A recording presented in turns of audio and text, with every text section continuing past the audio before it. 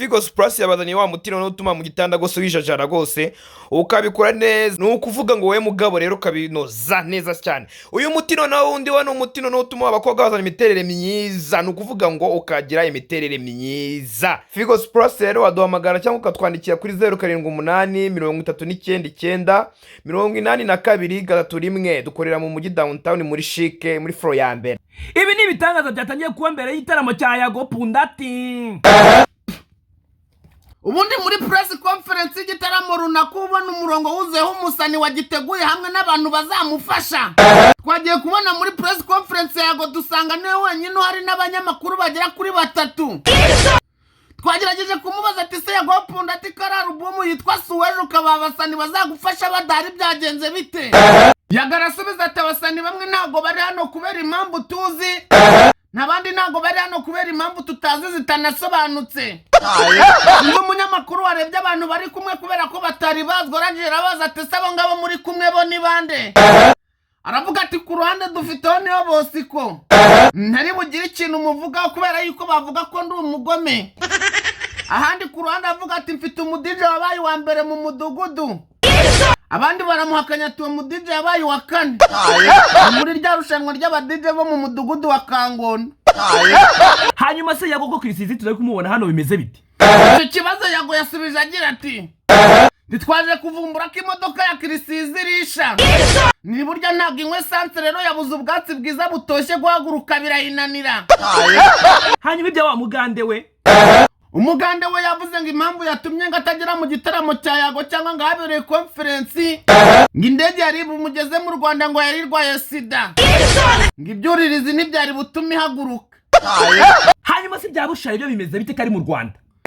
Bushari we yahise avuga ati Yago wowe uri siniki ngo twabanye utatubwira yuko unywa ibimogi n'itabi, ni ku bintu byose ari wanyemereye nutarenza y'intore ya Senkani ntabwo ibi bintu byawe byitwa ngo ni press conference ndi mu bikandagiremo banyita Bushari Bushido pau pau pau. Double J na Kiriko bimeze bite? Double J na Kiriko ngo indege rwose yageze mu kirere iratoboka, ngo amapine rwose ngo bayahinduriye mu kirere ariko biranga biratinda ngo ku buryo ngo no mu kirere hanyereraga. Ubu tuvugana ngo bari kumanukira mu mutaka bageze kuri Nyungwe binjira mu Rwanda. Nibyo koko waba warabaswe no kwikinisha. Habonetse muganga gakondo uvura amarozi y'ubwoko bwose, gutsirika ndetse no kugaruza ibyibwe ku bagore n'abakobwa bagira imihango iva ntikame cyangwa se abayibuze burundu. Igisubizo cyabonetse. Muganga gakondo agukoraho rikaka. Dukemura ibibazo birimo ibyo kugira ingano y'igitsina utishimiye yaba ku bagore cyangwa se abagabo. Dutanga ubukire ku babyifuza. Twirukana karande z'ubwoko bwose, akarusho aho waba uri hose mu bice by'isi tugukoraho rikaka kandi tukakugezaho imiti yacu. Ku bindi bisobanuro ushaka kuvugana na muganga gakondo wamubariza kuri nimero ikurikira 0782329392. Erega amagara araseseka ntayorwa. Kurikirana ubuzima bwawe hakiri kare uzarushaho kuramba imyaka myinshi. DJ Philpeter ajya kuri stage, hanyuma hano turimo na Niyo Bosco. Hari n'abandi bahanzi bagombaga kugaragara hano ariko batigeze bahagaragara kubw'impamvu zimwe tuzi zindi tutazi, kuko hari nk'abahanzi bo mu bihugu byo hanze bagombaga kuba bari hano. Harimo Double J na Kiriko bari mu nzira barimo baraza, amasaha byabaye ngombwa ko abafata dutangira bataragera hano mu Rwanda. Hanyuma uwitwa Levixon nawe agomba kugera mu Rwanda ku munsi w'ejo mu masaha yo mu gitondo nibwo indege izagera mu Rwanda. Ubwo hari abantu benshi bashaka kubaza ngo kuki tutabona abandi bahanzi.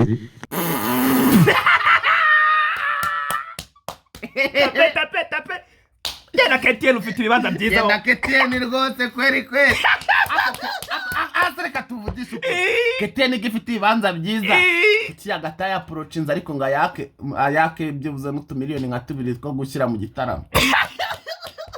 Kwako utubwiye ati ngiye banyita Yago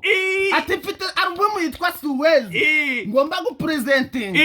unatangaze tamatike yashize uri Pundati ati Pundati ngiye amatike yashize utuvugana rwose tikijya mu gitaramo cyago ntiboneka ariko natwe muzaducungire abazajyayo nibatara abayede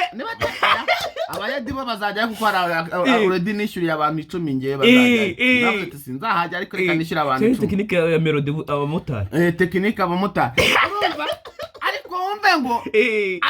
abahanzi niki cyatumye bataza kuri press conference Yago urumva bo yanatwise already igitaramo cye abantu bakiguze cyose cyarangiye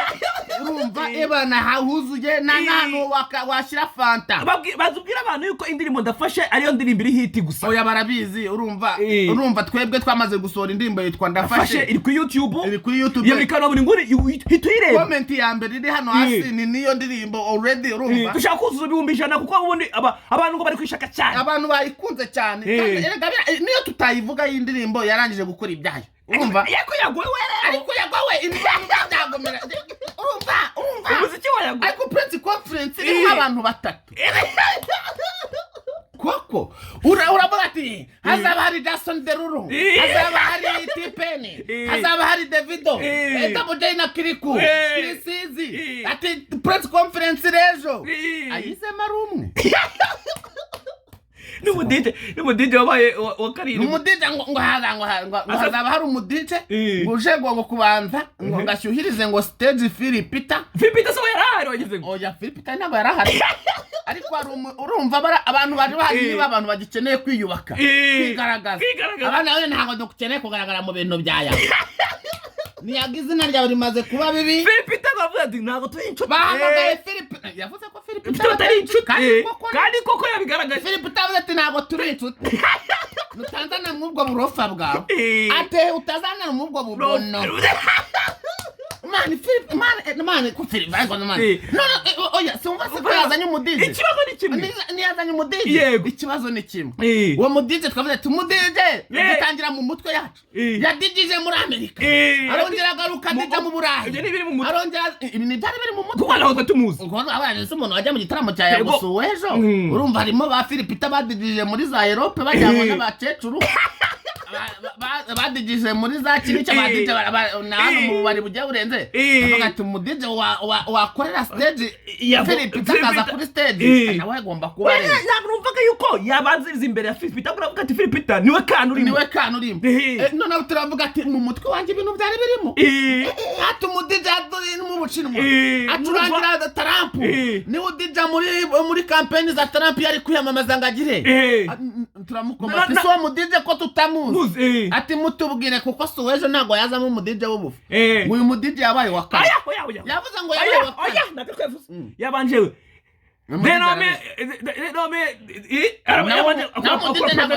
akora presentation uwo mudije nawe ntago autadeya barya ngo ngumva ngo mfite umudije ngo wabaye wa mbere aravuga ngo uri kumbeshyera ngo ngo nabaye wa kane turavuga ati aho ni programa wabaye wa kane ku rwego rw'isi uburenze ati yagati ku rwego rw'isi yabaye wa kane niwe mudije wa ni mu mudugudu wa Kambundo ati hafi ya za Karemburi ati twakoze inama y'abadije babandi badijira kuri telefone ati mbo wa kane mita mvuga ni iki gitaramo nubwo amatike yashize nyaburega ariko nabyo simbyizeye bakakubwira abanyarwanda man navuze ati koko abanyarwanda muri abana babi cyane man ubu Chrisseazy yashyizeho post barita pedo ba postings ariko nkibaza kuza muri press conference why tuvugisha ukuri koko abantu babonetse no muri press conference ya Dani nanone wari uri kwihiga ariko ibintu urumva imbaraga ibi bintu twabigereranya n'ibintu by'abaye nugakate Mana abantu bagiye no muri press conference ya Dani nanone wa undi wari uri kwisiga avuga ati reka twe ko babyumva mane bakayijyamo Chrisseazy yarariyo ariko bigeze mu cyayago banza yarariyo yego yarariyo nawe yarariyo ariko bigeze mu byayago babivamo ako Yago baramwanga ko nawe shari ariko ikibazo by'isi bari bananiwe urumva mu gitaramo cya Dani nanone bari byamenyekanye kandi bitamenyekanye mu gitaramo cya Dani nanone bakoresheje imbaraga nyinshi disi bakoresheje imbaraga nyinshi disi urumva ibyo bintu ntago byatuma baza mu gitaramo bamerewe njyewe basi ntago Yago yigeze avuga impamvu abantu bataje muri press conference ye ariko ngende umusitari bamwe twaganiriye mu nzozi bagiye bambwira ati se wowe bimeze bite webye byagenze bite ariko ibisubizo bagiye bankubita nakasa mutwe biri kuri koroza ku mbuga nkoranyambaga iri tangazo uri kubona icicikaye ku mbuga ni ryacu irandimo ndafashe uri kubona iri kubica bigacika muri uru Rwanda nitwe twayikoze bwana Yago muri umwaje kimwe Yago babumwanga urumva ko bose bagize ibibazo urumva wowe wakwanga kuza muri press conference yaya urumva nyine ari wowe nka Double J na Kiriko Double J na Kiriko ikibazo bavuze kirumvikana urumva nawe indege gupfumukiye mu kirere nawe bikaba ngombwa kuba umutekinisi ukajya bari babaye bakirisha ngo Kiriko ngo yavuze ati manuka ujye kwipine iyo babona ipine na Kiriko barareshya ipine ntabwo warishyiramo umureshya Kiriko ajyamo imbere arayitwara kinyuma indege yitwara ambarishariyeri akajya akora amanevure ndagasi mu kirere Kiriko ntabwo afite impano yo kuririmba gusa manevure mu kirere avuga ati njye ntabwo ngomba gucika press conference ariyo ntego ati njye ntabwo njye imana press conference Yago singomba kuyikerererwamo ubwo Double J yarari hepfo mu binyoteri ari gushyira mu binyoteri ati ntaza gukanda feri indi zindi ndege zikangonga ati press conference baratelefone ati Double J mugeze ati ndege yadupfumukiyeho nitwabanje kwikoreza mu igaraje ati mutuvugana Kiriko ni utwaye ati umuyagura twishe na bya birinete byanuza byamenetse birinete wajya na amaso y'ikivumbu bitanze koko bitanze ariko birangira bataje nicyo cyatubabaje nicyo cyambabaje bari bitanze ako mane barana bari bavunitse bibaze yuko bemeye bakamanukira mu mitaka za Nyungwe bakamanuka mu ndege indege ikaba bafata bari bafite indege imodoka ya backup harimo risk hari ibintu biri muri Igitaramo cya Yago bakirutishije n'ubuzima bwabo Double J na Kiriko abahanzi ba mbere dukunda mu Burundi ba mbere bakunzwa mu Burundi baramanuka mu modoka nabwo bayitwariye mu ry'inani ubu umwenda bari buvane ku mupaka w'u Rwanda bazi Kigali Sofia za fotoye ngo n'umushahara wabo ni urushirije ubu nyene ngo nibwo bagishika basanze press conference yarangiye uri shoko bashitse ese koko ako ntabwo babimukora mfite ubwa ko ari abasani batazagaragara kandi Yago yarabavuze ikibazo ari kimwe iyi press conference Yago ari mu bantu bafashije umuziki ndundi ba Double J barazaga bagakora amanuza ama interview bakiri kubariya bakabahuza n'inyogo ye kugira ngo bagire utuviyuzi urumva agafata bakirika akabahuza na baburiyane John Elard aramuzana mbese yafashe industry y'u Burundi yose ayishyira no mu Rwanda ayitwumvisha ariko rwose yumva bondi urumva ntago ari kumutenguha ni indege yapfumukiye mu kirere ubundi se ko bari bafite uburyo baza kwa Yago bakaba n'icyumweru iyo baza Yago yari uburyo abatunga banakanakorera na sound check iwabo bakanatwikira igitaramo bakanatwika ariko nyine bari mu Burundi nako bari mu gitaramo cyane cya kindi cyabereye mu Bufaransa ariko sinzi amakuru nikure mu Bufaransa ngo Kiriko nawe ngo yari agiye kurira mu Bufaransa ngo babashe kwifotoza ngo nabo bari kwireshyeshya ngo bafotoranyaga na Kiriko ngo bari kwireshyeshya ngo yakubise mikrofone hasi urumva bari abantu urumva Kiriko na Double J ni nk'impanga ariko impanga zidahuje ababyeyi nkuko akunda ababyeyi baragiye yo rimwe aho hazari impanga zikaza urumva na Double J twabamenye bakorana indirimbo za Double J ntiwazimenya indirimbo za Double J ntiwazimenya iza Kiriko tubazi nk'itsinda na Urban Boys yo mu Burundi rero kenshi aba diaspora bitumiriye bari abana ngo bajye mu Bufaransa babishakira Double J ko n'icyuki ngabakobwa baramukura kuko ubundi igitsina gabo ngo n'abagore kamera uramwana ngo niwe bikunda ngo babikunda ngo bareba Kiriko ngo kubona ngareshya ngo nipine bakavuga ati cyana kikuva inyuma kandi kimuvuye inyuma ntabwo yaririye wageze mu Bufaransa baramubwatira uri mugufi Kiriko uri mugufi akubita mikoro hasi agenda atariri ambwa ati unaguca ugana umufungo Double J arakubwira ati nyamuneka mba ihangane ni haso rimwe na rimwe kuburesha na D1 bishobora kugukoraho baza umuntu ibaze ko Kiriku ngo D1 amusumba oya buriya ngo muri industry y'u Burundi ngo Double J oya ngo Kiriku ngo Dramati na D1 ngo ni bagufi kweri ako nje baravuze ngo ndesha na D1 oh yes manu twazaje mu Burundi tukareba D1 ko D1 ngo ni n'umuntu ukunda abanyarwanda byatari abarundi ariko ngo Kirika gakabye rero urumva Kiriku arababaye urumva aracyari muri shoke zo mu Bufaransa tuba kuri Kiriku indege ya mutobokeho umva banzuve kuri Kiriku Chrisseazy we byagenze bite Chrisseazy byagenze bite buriya tuvuga ibintu bituri ibindi Chrisseazy buriya nubwo abantu bamurenganya ni umugabo mu rugo urumva Chrisseazy buriya yita ku mubyeyi we urumva oya nose ko yagaragaye mu gitabo cya Dani none nayo nkikubwira ibya Chrisseazy ni umuntu ufite inshingano z'abantu bakuru Chrisseazy ni umuntu ufite inshingano z'abantu bakuru akiri umwana urumva nose imodoka yabuze iki kugira ngo ahagere ni aho ku modoka urumva nikarundura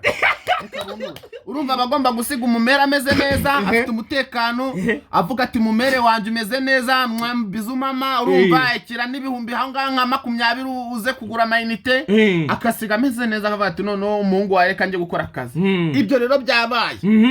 agisoka imodoka ye yibuka kitarishije urindege ntago ari buride si buride ngira ryinya oya ngo si buride ngira nkwa essence ngo banayicaginge yo ntago ari buride ni carnivore no munivore ni herbivore iri byatsi yarebye avuga ati kimara arebye muri stock arazibura ati telefone ni Yago ati Yago wamaye ngaho ibihumbi 20 nkigurira ubwatsi bwo guha imodoka yanjye kwanze guhaguruka yagarumirwa Yago aravuga ati muri press conference turajyanga ahubwo tukubaza ngo ugezeve ati wapi indege yanjye imodoka yanjye itarishije simpari yaguruka Chrisseazy kwa umwana mwiza byagenze bite ko yidutse cyane juna giti koko nibyo mukoze Yago ubusobanuro abantu bafite ubusobanuro bazatanga bwatumye press conference ijyamo abantu yabivuga bari navuga ati abantu bafera Yago bari ubundi mani Yago baramwanga nanjye maze kubona yuko nje maze kubona ko Yago bamwanga koko Yago ntagarizwa n'ubuzi Yago afite umufana afite umufana ariko siransi aya umufana baravuga Jureba muri comment aravuga urumva igitaramo cyuzuye urumva igitaramo cyuzuye umufana ntari ahubwo ikibazo aba influencer mwangi iki Yago jaga ariko ngafite akantu ngo ka to controlling n'akantu kitwa ka munyangire ngiyo mufitanye ikibazo ngo yo mukorana ngo gakorana n'umwanzi ngo nawe ngahita kwanga ikibazo uzanga industry yose uzatumara kuko sitege kuko kumuntu utavuga rumwe yuko ngewe ntuvuga rumwe na Irene ubu kuko njya kwa Irene ntituzavugana ntuvuga nako abantu bose ntimuvuga rumwe ubu bose nanjye situvuga rumwe kuko ngume interview ibyo byakunda Yago ihangana nyine urumva ibintu byose ukora bigenda bikugaruka gake gake uyangana noneho ngari umugande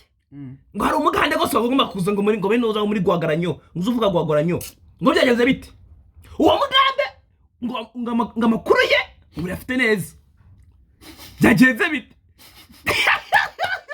akuboneka ngo yakatakirira we byagenze bite dusuka ko buri amarira agera agashiramo ibaze reka muri Sibutse ibintu by'uriya mugande ubundi the Benning abanyarwanda murabago the Benning ibintu byiza ngo bimubayeho ngararira ariko Yago ngamarira ya the Benning tandukanye na Yago amarira ya the Benning tandukanye na Yago ngo the Benning ngari yishimye ngo Yago ararira ababaye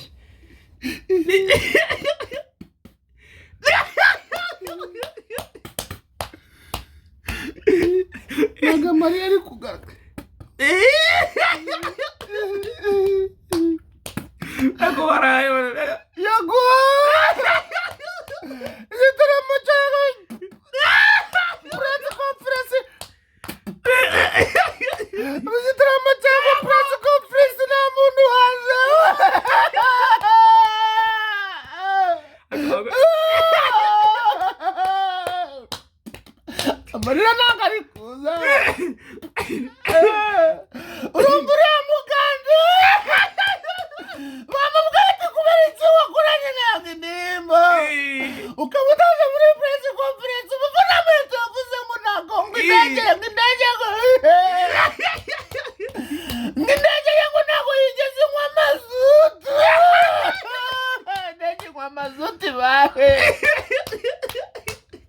abagande kumubeshya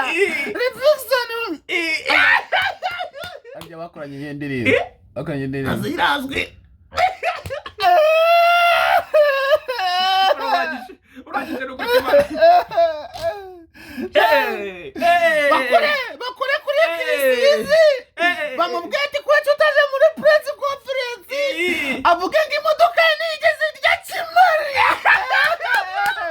amarira arashize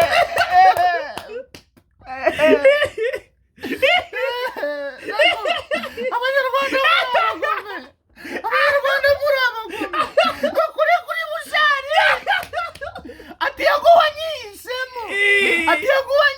uvuga ko utanywa itabi ati usigaye urinywa wenyine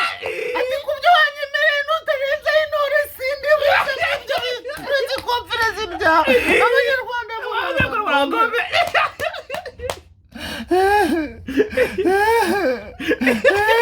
Yago we bakwangiriye iki Yago barakwa baramusafite amafondasiyo se maze Buriyane abeshya abantu ngo aracuranga indirimbo ngo suwejo tugiye karamushyigikiye ngo kumbe igitaramo nibataza bamukure ngo ntacyo azakandagira abantu muri abagome amarira yanjye ari kunshirana kandi mfite menshi abanyarwanda muri abagome njyaka kanya nimushake muhite mushaka n'amafaranga yanyu murangize muyateranye ndapfuye no kuri abanyarwanda reka ndapfuye araragiye ashi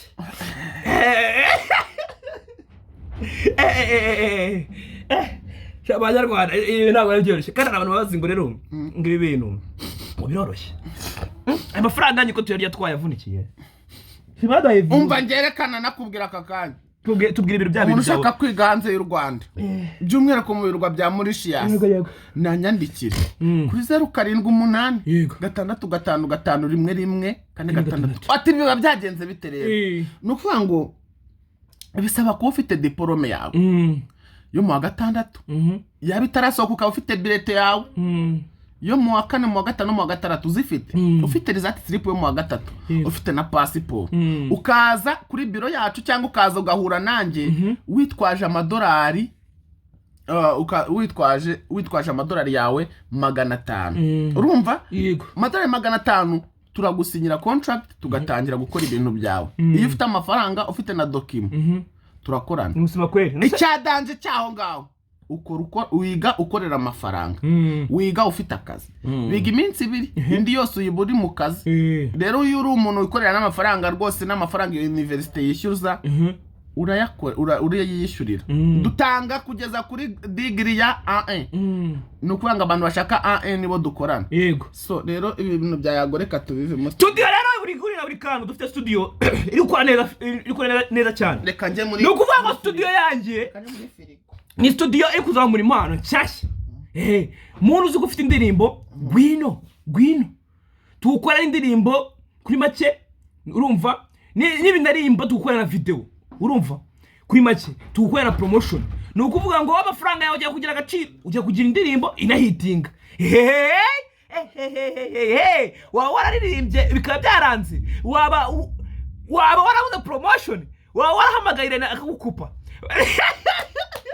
sujya buri nguni na buri kantu rero sasa gwina yuko twakwinywera amazi avuye mu gafirigo dore tumaze gucimaka imvura yaguye mane kupa nje kwanurira kiriya cyangwa